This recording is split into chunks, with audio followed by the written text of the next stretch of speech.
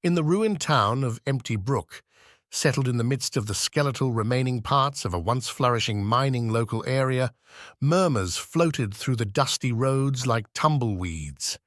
The murmurs discussed the old plant, a bulky wood structure that stood sentinel at the edge of town, its windows empty eyes gazing blindly into the distance. It was a spot kept away from by all, covered in reports and legend.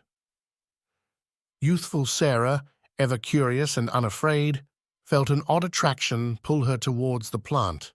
Stories of its spooky corridors and spooky occupants provoked her interest, and on a day covered in an unnatural dusk, she ended up attracted to its overwhelming outline. The endured wood moaned in fight as Sarah pushed open the squeaking entryway, a virus draft creeping her out.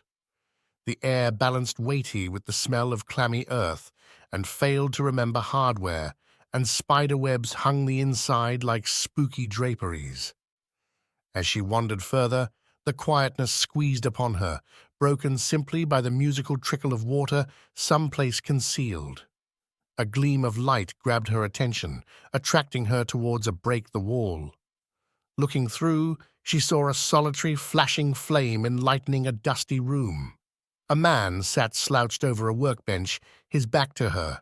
He was old, his shriveled face carved with long periods of difficulty, and his hands moved with rehearsed accuracy, dealing with a contraption of cogwheels and gear teeth. Interest conquering her trepidation, Sarah pushed open the creaky entryway. The man jumped, his development stopping suddenly. He turned gradually, uncovering eyes that appeared to hold the insight and distress of ages. "Lost yourself, youngster?" His voice grated, dry and weak, like pre-winter leaves. Sarah wavered, then stammered, I heard tales about the plant. They say it's spooky." The man laughed, an empty, mirthless sound. "Apparitions are simply stories, youngster. The main thing tormenting this plant is the past." Sarah's eyes shot around the room, taking in the dusty hardware and blurred photos dissipated on the workbench.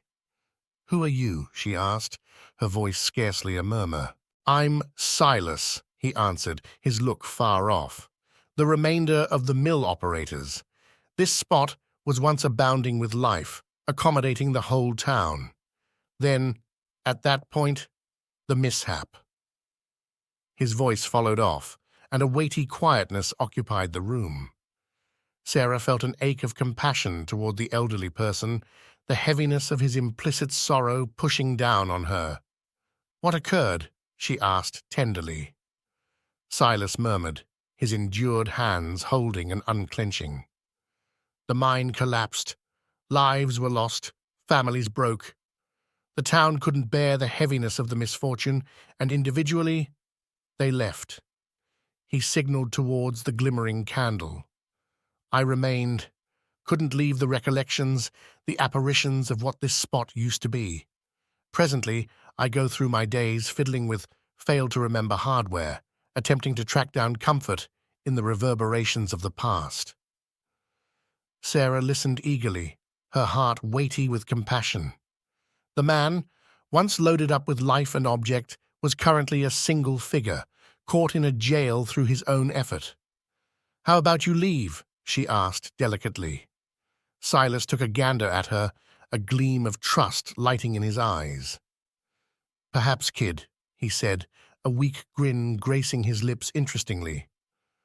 "Perhaps now is the ideal time." As the sun looked into the great beyond, washing the town in its brilliant light, Sarah left the old plant, a feeling of trust blossoming in her heart. She realized the reports wouldn't disappear for the time being, yet she likewise knew confidential. The phantom of Empty Spring was definitely not a pernicious soul, however a messed-up man looking for comfort in the leftovers of his past. What's more, that, maybe, was the most terrifying story of all.